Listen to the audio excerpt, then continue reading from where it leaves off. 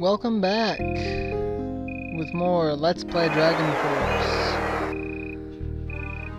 Leveling up some of my people with this endless fighting. Moving some of my generals so that they can search more castles that haven't been searched already. And I'm getting hung up on the Topaz Kingdom. A ridiculous number of generals stuck in 2 castles. It's pretty much shafting me. More domestic affairs. I haven't gotten any castles, so no public support. But I've got an ass ton of generals who fought in between the last one. Look at it! Look at it! It just keeps going. Ridiculous. Oh, but I do have another retreat added to my list, and I'm not happy about that.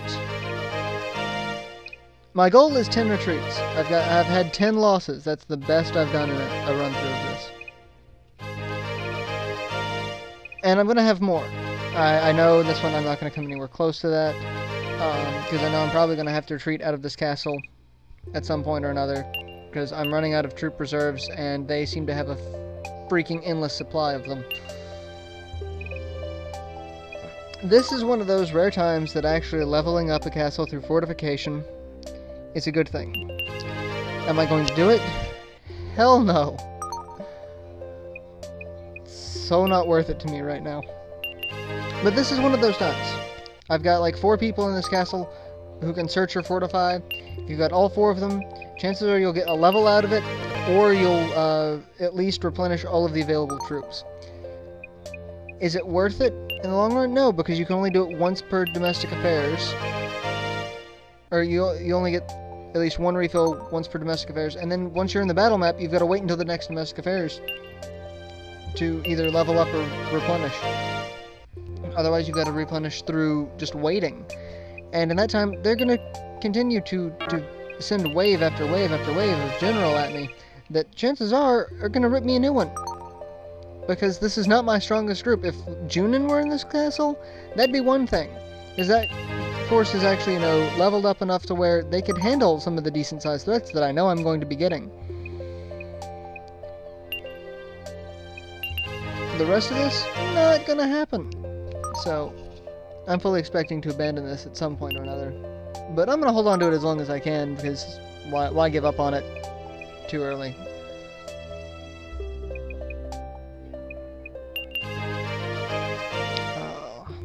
Voight.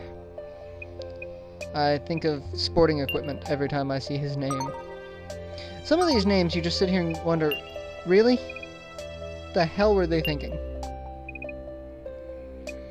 And one of the things I'm going to start doing instead of giving out medals to some of my more used generals is I'm going to give them new medals. New medals gives them an award in that class. You can only give 1 medal per type, as you see. If I give a mage crest to someone, they can't get another mage crest because they already have access to mages. You have to give them an award in order to get more.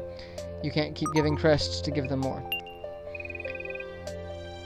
But since it does give them a medal, it does count as giving them something for completing battle, so they stay happy.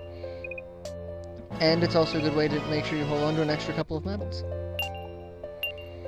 Because in the near future, I really freaking hope to have a dragon crest to give at least one of my generals.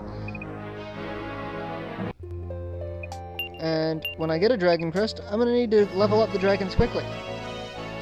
Granted, dragons are so powerful, you can get by with like 30 dragons and go against a group of, you know, 50 to 70 of any other type of troop, as long as they're not samurai, and you'll be fine.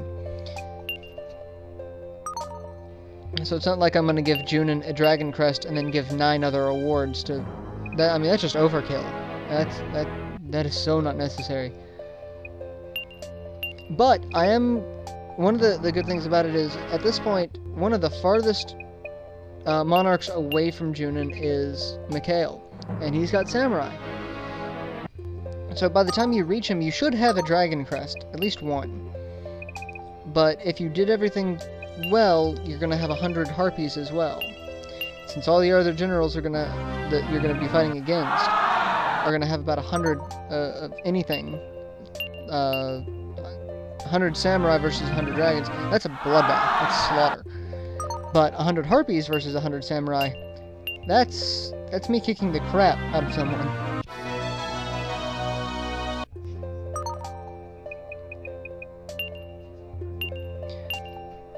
Alright. Axes. More axes. And more axes.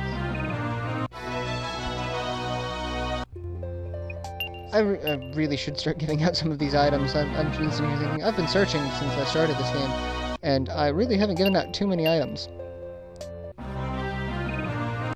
But I should probably start divvying those out to some of my well-needed people. One strategy is just give all of your stuff to Junon, but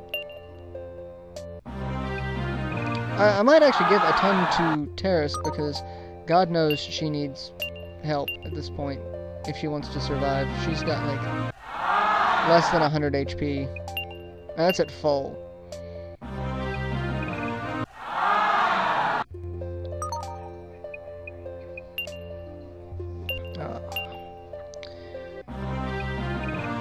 And to save it,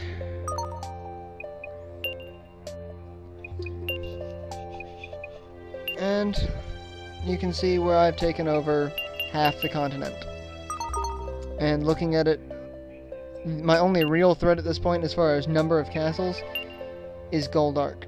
And there's a trick to dealing with Goldark. Once you take over Topaz, you can go the north end of the continent. There's a single path that leads from Topaz's main castle to the northmost castle that is controlled by Goldark at this point. So you've got a straight shot. You can go after them without having to try to barrel through them. Alright, and as you see here, I'm going to be attacked again. But I'm going to cut the video here, and you'll see that fight in part 40. I will see you then.